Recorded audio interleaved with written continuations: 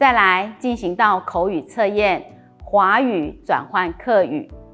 这种题目字数很多，要怎么准备呢？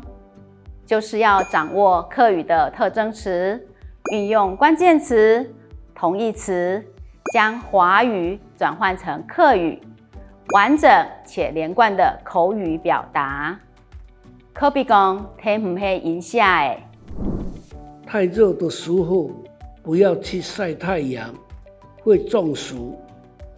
因会用不用用，除非做蛋米，甲切做太热的时候，不要去晒太阳，会中暑。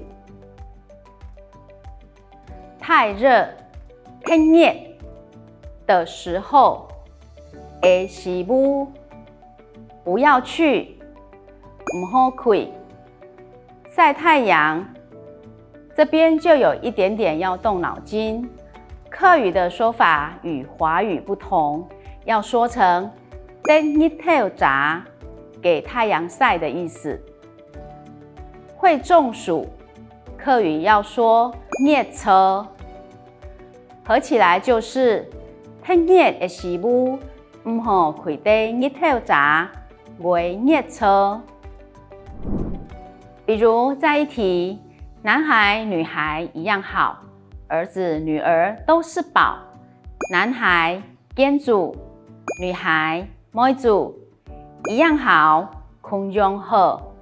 儿子后生，女儿阿姆都是宝，拢是宝。